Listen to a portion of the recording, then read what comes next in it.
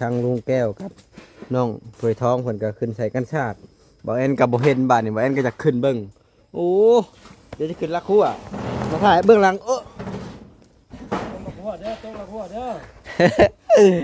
คนแบบว่าอัปเดตการงานเห็นทุกสถานการณ์นะถือว่าใส่กันศาสตร์พี่น้องพอพ่นศาสตร์มามันจะบ่ได้เข้า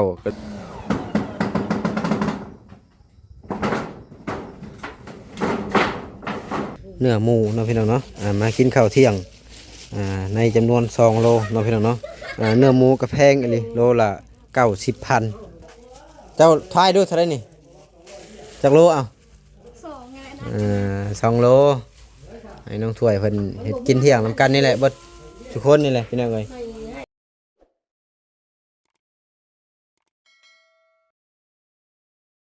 งามอลีบาทนี่แล้วเป็นที่เรียบร้อยเลยมาบาทโอ้ยเบิ่งข่อยจะลองเอาส่งข่อยทูลองเบิ่งก่อนคักอลีบาทนี่โอ้เพียงจิตเนาะพี่น้องเนาะมีแต่ยาแนวให้จบสิ้นทุกสิ่งทุกอย่างนั่นแหละนี่คือว่าแล้วบาทนี่นี่อันนี้ยาแนวกับใบงานกาซะมีแต่ของแท้เนาะคักบาทนี่สะอาดได้แต่ว่าเฮาปูกโลเนาะลุงเฮาปัดนี่ก็ถือว่าคักบาทนี่เนี่ยอนามัยได้คะแนนอนามัยบ่เอาคนว่าปัดทีเดียวออกได้แม่นนี่ฮะสบายน่ะเจ้าก็เห็นบ่คอมเมนต์โอ้ลูกแก้วกับเขาเบิ่งตัวเองอีกปัดออกได้มันยังมีแผนอยู่เนาะแม่นเพิ่นยังวางแผนไว้เด้เพิ่นว่าสิปูอยู่หั่นนะก็เลยว่ายังบ่ทันได้ตัดออกเบิ่งเพิ่นยาแนวไปนำกันคักแล้วบาทนี่กว้างใหญ่ก็ใหญ่ตีลังกา3เสือยังบ่ตำคาเนาะเจ็บขึ้นหน้างานนี่แบบหลังบ่พี่เนาะเปลี่ยนจ่ายเงินจะเอาเงินมาพูดอะไรอย่างเงี้ยได้เนาะอะไรเงี้ยเราก็เปลี่ยนก้นใส่เพราะความบ่เห็นเจ้ามันลอยอยู่นี่เดียว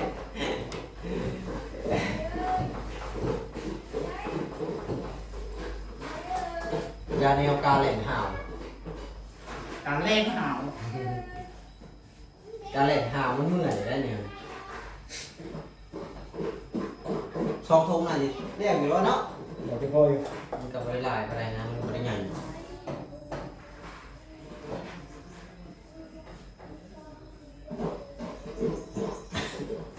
หลังจากติดกูแล้วให้น้องเป็นอนามัยแบบกูแล้วคอยคิดว่ามื้อแรกเนี่ยทั้งน้องคนหน้าที่ลงมานอนเลยได้นี่คิดว่าอะไรนอนได้นอนได้เลยเนาะของมันแห้งไปเด้เดี๋ยวมื้อแรกมันก็สมั่งตัวเก็บเศษนี่ทำใส่กินแล้วเนาะทีมงานสร้างนี่คิดว่ามีแต่มาส่งนี่แหละลุงแก้ววางใจได้อยู่แล้วแม่นบ่ลุงเบิ่งคนอื่นคือว่ายังบ่ปานใดเด้มาส่งนี่คือว่าโอเคแล้วนะเบิ่งวิธีการจับเหลี่ยมบ่สาบก่อนแบบตรงเป๊ะ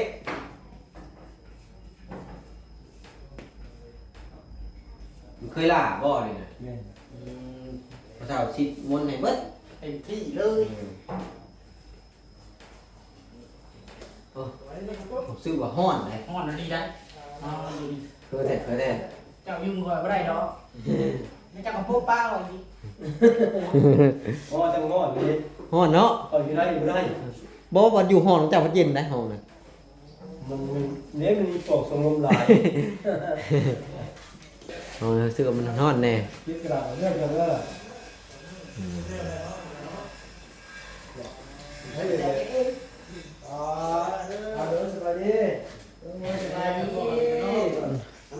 เกี่ยวกับร้านไม่จับมาเหมือนกันโอ้วกมาเลยจิ้มเนื้อนะพอเลยเดี๋ยวเรื่องนี้ตั้งกลุ่มนี่ไว้ที่พ่อเดี๋ยวทำงบคุณทุกคนแล้วตามงบตามประมาณเลยเนาะต้องดูปัญหาในที่เช็คแม่แล้วเนาะเยอะเลยวันนี้ยังไปก่อนจะไปคนนี้เนาะติดโลกอะบุกจะดังไฟแล้วงามเนาะเนี่ยมีการกดปุ๊กโลกยังดังไฟเลยทางพี่น้องว่าจะดังกี่เดือน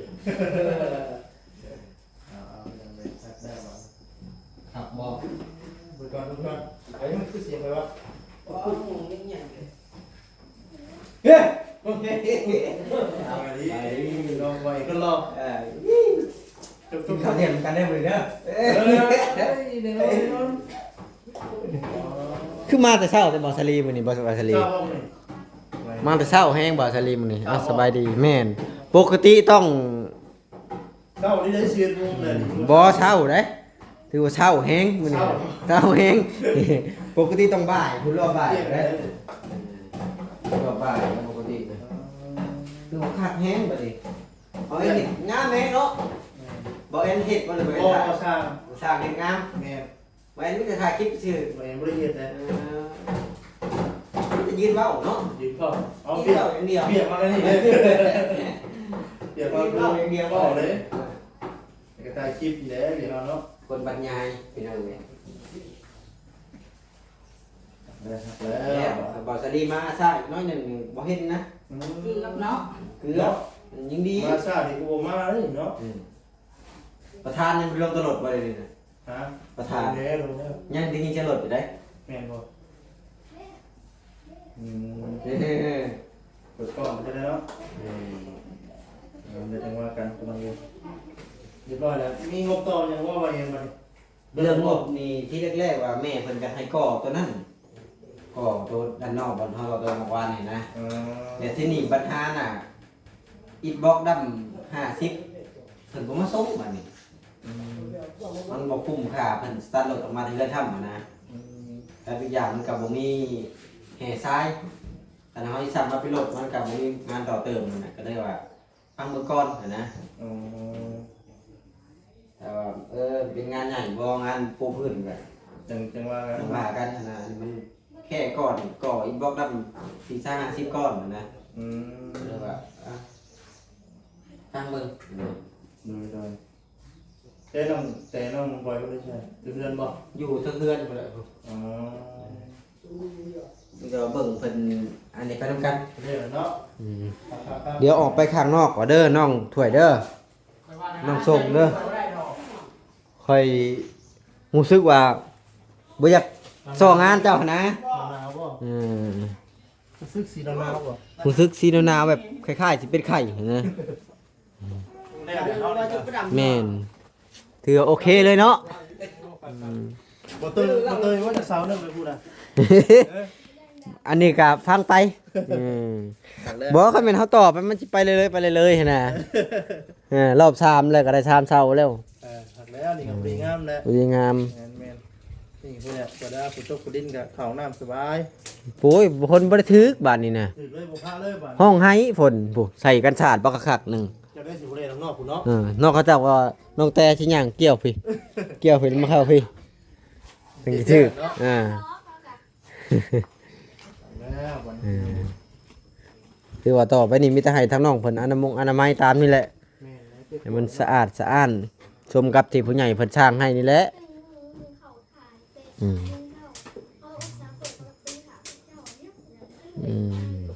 3 โมงเช้าไผมา3 โมงเช้าบ่สลียังนอนกอดเมียอยู่ โอ้ยกอดเมียอยู่เลย เอ้ย หนึ่งเขาลูกอะไรกันคนเขาคือล่างด้วยล่างสวยล่างกับเปิดประตูถาม ยังต้มยังเดือนนี้นะตู้ปิดผกปิดฝามันยังบูดได้จักบ่มันกระตุก พูดน้ำทางเทิงเดิมมันตก ตู้ฝาบ่ เอาเลยดังไฟทีมงานสร้างเฮาเริ่มอยากเข้าแล้วได้นี่เอาให้น้องแต่อุ้มลูกแกนะลืมคิดว่าโอ้ลุงแก้วนี่อยากเข้าก็บ่ได้บอกคอยก็บ่ได้ปั้นคือกันเลย เดินบ่ให้นะตะกร้าเดินแล้วบ่ แต่ก็เอา โดย เรียบร้อย เรียบร้อยแล้วจะถาว่านบ่ถานั้นบ่ดำบ่เป็นดำ แต่ก็บักมาบักดูมาอยู่ มันสิช่วงนี้เนาะ ทุกผู้พื้นแต่ว่า มันจะพวกกระเทินเนาะ ดีดูมีน้องพื้นนี่กระทบ เราก็มีประตูแล้วบ่เอ็ม หึ มีประตูแล้ว ประตูเพิ่นเอามองมาทหันเด้เพิ่นเอามาแปลง ก้าวประตูก้าวมันบ่ แม่นตัวเก่า เป็นยังว่าเอ็มบ่ แม่นมันจากแทนบ่มันบ่วิตีนมันเอาเลยไอ้แปะยังบ่แล้วอยู่กับข้าวซีรีเล็กนี่ กำลังนั่นเลยใช้ยาแนวก่อน อย่าแนว แม่น ว่าเนาะ เดี๋ยวออกมาซื้อของกินให้มันจบคลิปก่อน แต่เบิ่งก่อน นวลนุ่มนวลแบบกลมกล่อมในมือแท้เลย ไอ้เบิ่งก่อน เป็นพงมาแซนแล้วเกิดเป็นพงแท้ เอาเลยมันเป็นได้บ่ให้ตัวนี้ แล้วพุ่นแล้วนี่แล้วพุ่นแล้ว คือเลยเนาะคนเลยแต่ว่าอย่างแค่พูดก็ พอแค่นพูดได้บัดนี้ แค่นพูดได้บัดนี้นะอันนี้ เหนียวลง นี่พอดีแหละมันดักเหนียวเป็นน้ำมันบ่ได้ได้เป็นน้ำโอเคบัดนี้ เอาราคาถึงอยู่ห่างมันเป็นของดีเด้ ของนอกเพิ่นมาหา บ่ของไทย คนน้อยอาบน้ำเนาะอันนั้นได้ก็ขอบใจหลายๆเด้อที่ทางไทยกันเด้อเป็นพวกกันเด้อ ไปอีกคลิปนึงพูดได้ก่อนว่าคนทำแล้วมันยาวเลย งานเติมรัก ทำยาวถึงแล้วคลิปการต้องไปได้พี่น้องเพื่อนบนนี้จะทันขอบใจนะขอบใจนะเด้อมาเด้อดีแล้พูดกันต้องตัวได้เนาะ ทามไปลิทามไปลิทุกอย่างต้องกันอยู่บ่เนี่ย น้องโตแล้วอายุ นะเดี๋ยวเข้าไปเบิ่งเพิ่นจาแนวอีกก่อนมันบ่จบคลิปพี่น้องเอ้ยเวิ้นไปเวิ้นมาก็ให้ก็ได้15 16 นาทีหนึงเลยมามันเกือบแล้วค่ะคือว่ายาแนวเป็นที่เรียบร้อยก็เกือบยังบ่แห้งบ่เข้าดอกยังมันเป็นลายซากกี่ให้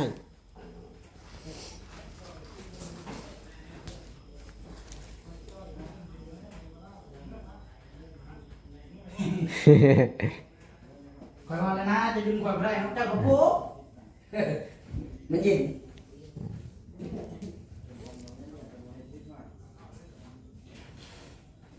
เอาก็ท่านกับไปซื้อของกินก็ได้เถอะเด้อยายแนวถ่าเด้อเอาไปซื้อของกินก่อนพี่น้องเอ้ยเอาพี่น้องเอ้ยพอดีว่าซื้อเนื้อหมูเนาะพี่น้องเนาะมากินข้าวเที่ยงในจำนวน2 โลเนาะพี่น้องเนาะเนื้อหมูกระแพงอะไรโลละ90,000โลละ90,000เอาน้องบอยนะหรือว่าน้องตุ๊กบ่ใช่หรือน้องบอยหรือว่าน้องถ้วยบ่ ขวดละเห็ด เอาถ้วยมาเฮ็ดเอาถือไว้เจ้าทายดูเท่าไรนี่จักโลเอา 2ไงนะ 2 โลให้น้องถ้วยเพิ่นเฮ็ดกินเที่ยงนำกันนี่แหละเบิดทุกคนนี่แหละพี่น้องเอ้ยมีแต่ว่าทั้งเจ้าก็ช่วยเหลือเวียกอ้ายเพิ่นมีแต่ว่าจบภารกิจเลยพากันเก็บกวาดเด้ออย่าให้มันหกได้บาดนี้ให้มันเป็นแป้นให้มันงามๆเอาสบายดีเอาทางลุงว่าเราว่าปิ้ง ไม่ยัง เนื้อ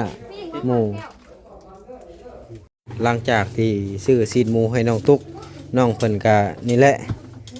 จะทำการปิ้งกันย่างเนาะพี่น้องก็มีแต่ว่าบ่เห็นก็แม่แนะนำให้เพิ่นรักษาทำความสะอาดเด้อน้องเด้อให้มันสะอาดนั่นแหละนี่แหละคือว่าทีแรกแมงบอกแมงวันมันบ่งามเวลาที่เข้าคลิปเข้าอีหยังนั่นแหละ ปาดมือย้อนนี่ก็ ถือว่าตะปูเกี่ยวนี่ก็เรือเนาะโอ้เรืออยู่ตะปูนี่เรือเนาะลุงทงเราเท่าไหรจ้าวันนี่คิดว่ายังบ่ได้แกะหั่นเอาเอาไปส่งหมดคืนคิดว่ายังบ่ทันแกะทงละ120พอได้นี่นะแพงได้นี่นะเอาเดี๋ยวไปเบิ่งเพิ่นยาแนวถือว่าเสร็จชิ้นแล้วจะกินข้าวเนาะเอาเลยเร็วเลย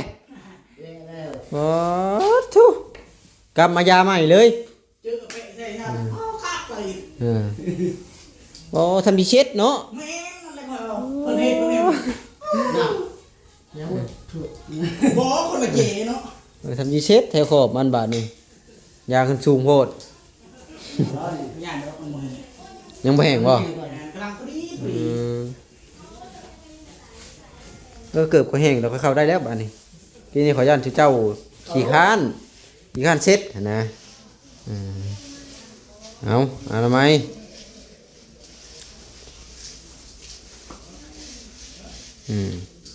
ถือว่าเสร็จชิ้นนะกินข้าวแล้วหับเงินมาเลยเนาะ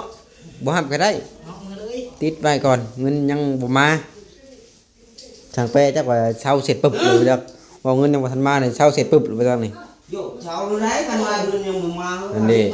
จะกลึกกะลีเนาะ เกินนะนะ ลีสั่งไป งานหน้านี่บ่ได้ใช้งานแล้วช่างแปะนี่ มีบ่ได้เนาะ ติดบ่ได้นี่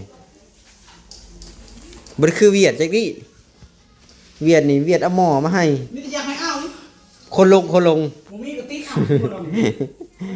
เออเสร็จออกหันเบิดเด้อไอ้แปะแต่แคมมันหั่นแหละเจ้านาย FC เพิ่น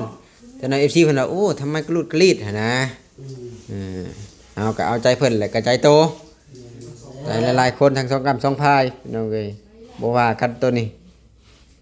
ใครเห็นหยังก็อยากได้งามผู้เสียเงินก็อยากได้คักหั่นนะแม่นบ่ไอ้แปะ แม่น นี่แต่ว่าแต่แนวดีๆดอก งาม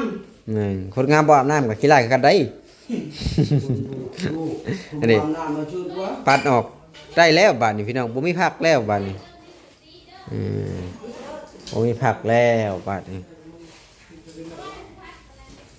เดี๋ยวใช้น้องทรงเพิ่นคือไปตอกหั่นดอกละ1,000กีบดอกละ1,000กีบ2ดอกได้2,000กีบ นั้นที่นี่อยู่3,000 เฮ้ย ได้ดีบ่ บ่ได้ข่อยเอาให้แล้วได้ข่อยจวดแล้วได้ข่อยเนาะ แต่ข่อยนอนอยู่นี่ เออ ดีว่ะข่อยได้ข่อยขึ้นเลยบ่เอาเลยบาดนั้นตัวข่อยเนาะเอาเลยของข่อยขึ้นเจ้าบ่เสียได้ให้หายเจ้าแม่ เออเอาถือว่าเสร็จให้มันละเอียดพี่น้องเอ้ยพอดีบ่ยาแนวน่ะ แม่ เรือพพอดีอดีปั๊บเรือแต่กระเบื้อง4แผ่นเนาะอย่ามันเรือ4แผ่น กระเบื้อง เรือ4แผ่น เออ ยังแก๊สหนึงเพิ่นบ่ได้มาส่งข่อยไปทำเงินคืนไปซื้ออบยิ้มเฉย ให้บอก กันเด้อ นี่ยังไม่ได้กับแปะนี่ อืม นี่ยังไม่ได้ หา ยังหลอก เป็นหยัง ยาแนวลืมยายัดหลอกกระบึงนะแม่ ก้นนั่งน้ ถูไปนำเนาะ ำดูน้ำทั้งกิ่งเลย มาไหมไม่ได้เบิ่ง โอเคเอาได้ ไม่ได้เบิ่งเด้อมากิน มาเอาทูเน่ก้นฮะ มีถือ นั่นแหละโมเห็นพิษกันกับผัวปะจักฮะ อย่าผิดผิดดันแท้ พวกครบมือ ผัวครบมือปะจัก เออ อืม เป็นคือมวยและมวยตีกันตลอด เอาเข้ามาเบิ่งดูเจ้าของน่ะ ได้เบิด งามเนาะมื้อแรกนี่ลงมานอนไปเลยบ่เป็นอะไร ม่วง โอ้ก็แล้วนี่ก็ทูเลยอ้ายทูเลยได้ โอ้ย อันล่างพื้นบ่ ฉันก็เอาน้ำโหดเจาะเจาะเลย ยาแนวออกเบิดเลย เอาประตูเพื่อนห้องนี่อ่ะ บ่แบบสิก็ได้คันจังโลง จัก งามบ่น้องตุ๊กงามบ่ ต้องใช่ครับ ได้ เอาก้นเข้ามาทูมึงดูมันสิติดอยู่ เรา บ่ นอนเดือนหนึ่งจริง น้องตุ๊กก็ได้ แม่ โอ้ ได้ชมเราไหน เธอ อย่าแล้ว น้องตุ๊ก นอนในเฮาแบบ น้องตุ๊กก็อยากได้อยู่บ่เฮือนเป็นของตัวเองบ่สิ เราติ้งแล้วลบหนึ่งแล้วครับ อืมอืม อยากได้ เราได้ยังบันพอยปักเทียนำหมดออกจากเถื่อ บ่อยากได้หรอบ่ ได้เข้ามาเหยียบรถ ยังไม่ได้ บ่ให้เหยียบแต่แผ่นชนแผ่นกลางเหยียบรถเอานอนทิ้งเลยอันเด้ลองก่อนเลย พ่อหนูยังไม่ได้ปาดเดวยังไม่ได้ถือ มันขาวเสื้อผ้าหั่นแหล้วแต่งตัวคือเด็กน้อยนี่ก็ได้ผัวเนาะ จะปีบ่ 11 ปี สิบ 11 ปีได้ผัวติ บริวารได้ลูก ได้ลูก เออ ลูกก่อนเอื้อย ได้ลูกก่อนเอื้อย สบายดี สบายดี สำรวจงานได้ เรียบร้อยแล้ว เรียบร้อยงามแฮงประมาณนี้พี่น้องเอ้ยสำหรับคลิปนี้ก็ได้มีแต่ว่าจบชิ้นแล้ว หลังจากจบคลิปนี้ก็มีแต่ว่ากินข้าวกินน้ำแล้วก็จ่ายเงินจ่ายคำอัปเดตเล็กๆน้อยๆก็กลับแล้วบัดนี้เนาะ ว่าที่นี่ บ่อยากติดหนี้เด้อข่อย บ่ ติดหนี้โคตรมันบ่คัก กันมูที่นี่เฮาแค่นี้เนาะ แม่น เมื่อวันลองคุณมา ยัง บ้างในถุง เอามี อย่างนี้ยังอยู่ในถุงยังไม่ได้ปี เอามีแต่ว่า